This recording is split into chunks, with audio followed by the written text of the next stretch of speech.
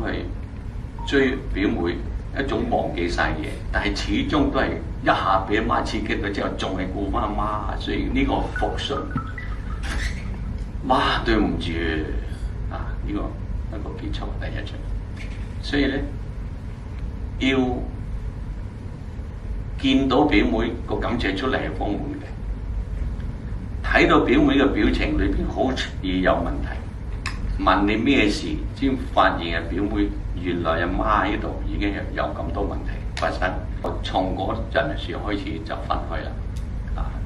所以一個演員要悟出，譬如話呢場戲我要做乜嘢，要分一個層次，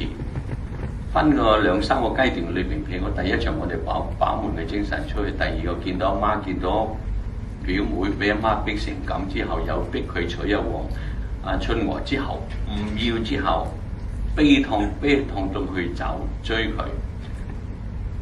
得失咗阿媽撲翻嚟先至復順，哇一種效益啊！呢個第一場，咁到第二場啦，譬如我哋結婚，一個中意嘅人結婚同一個唔中意嘅人結婚入咗兩回事，所以變成雙道房裏邊點解取住一景呢？其實都係嗰晚，大家都係嗰日結婚，就代表咗個思想啫。第二嘅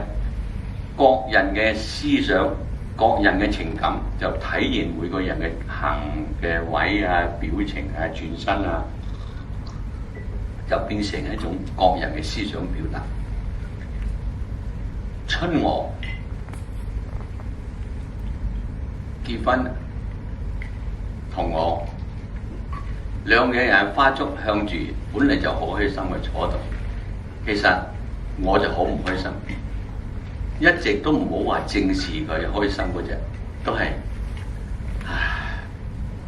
呢種無奈。但係你冇能夠成個時間都係咁㗎，我一抬頭一望，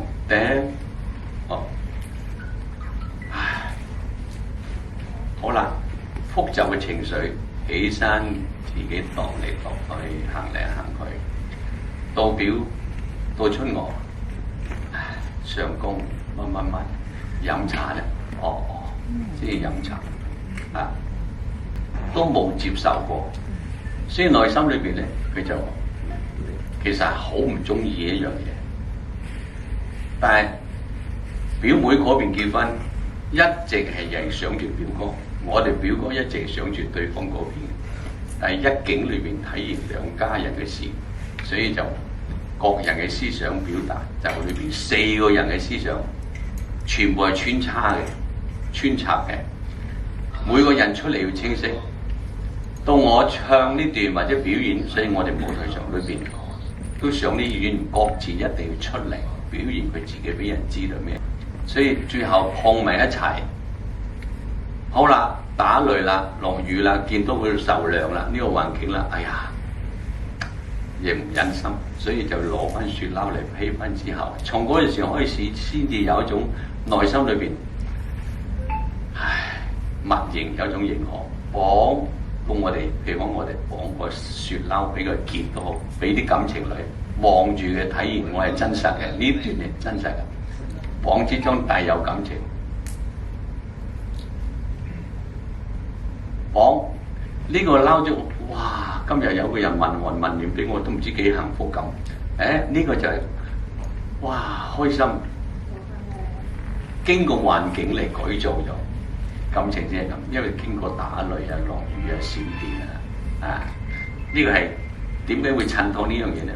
其實講每個人嘅心聲先至有啲咁嘅環境出嚟，係嘛？所以到呢個時候，到第2場結婚就呢種狀態。到第3場啦，陸游嘅人一直都係試過平復中原，似好惆悵嘅才難展。才難展，我哋而家有時做戲2樓，譬如我2樓就係講過2樓，2樓有啲個拎到渣，喂，呢種就叫做中咗狀元先咁開心嘅啫。情惆悵出嚟咁，又係咁啊，個呢度就呢個好似跑馬都得啦。我自己創造嘅就係冇乜嘢都冇，才難展啊！才難展。